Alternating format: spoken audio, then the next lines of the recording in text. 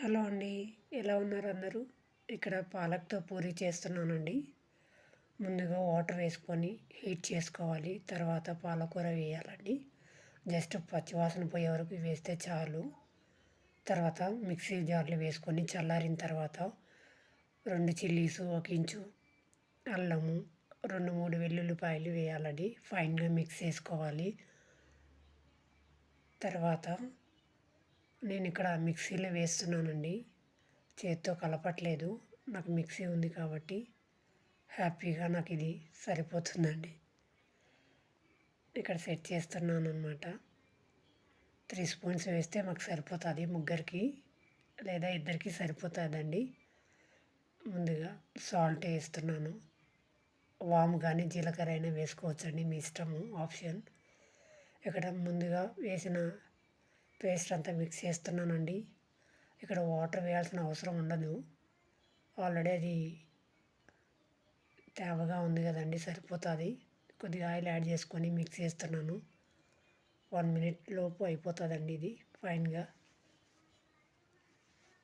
ఇది ఉన్న వాళ్ళకి ఇది ప్లస్ అని అనుకుంటున్నాను నేను. ఇది వేయడం లోపు కలిపేయచ్చు కదా అనుకుంటారు, కానీ నాకు ఇదే ప్లస్. 2 మినిట్స్ అది వాష్ చేసేయచ్చు, ఏం కాదు నాకు. హ్యాపీ. సో అయిపోయింది ఫైనల్లీ. తర్వాత ముందుగా ఆయిల్ హీట్ చేసుకొని పెట్టుకొని ఉండాలండి. ఇక్కడ చిట్టి చిట్టి పానీపూరిలాగా మా పాపకి చేశాను. ఇలా చాలా సింబల్స్ చేశాను. ట్రయాంగిల్, సర్కిల్, రెక్టాంగిల్, స్నేక్స్ లాగా అలా చేశానండి. ఇప్పుడు ఒకేలా తినమంటే తినరు కదండి. కొన్ని చిన్న చిన్న చేంజెస్ చేయాలి, లేదంటే పిల్లలకు బోర్ కొట్టేస్తుంది. మీరు ఒకసారి ట్రై చేసి చూడండి. ఓన్లీ ఉత్త పాలకూరతోనే, అంటే చాలామంది చూశానండి యూట్యూబ్లో, ఆకు మొత్తం వాష్ చేసుకొని జస్ట్ అది అలానే వేస్తున్నారు. అంటే వాళ్ళకి అది ఆ టేస్ట్ నచ్చింది అనుకుంటా. నాకు స్మెల్ పడట్లేదండి.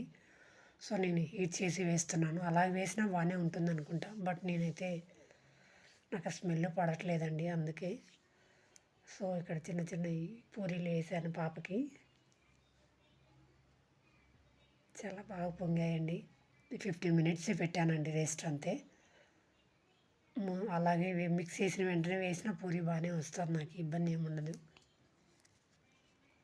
అలాగే నా ఛానల్ చూసిన వాళ్ళందరికీ చాలా చాలా థ్యాంక్ యూ అండి. ఇలాగే సపోర్ట్ చేయండి. Thank you so much.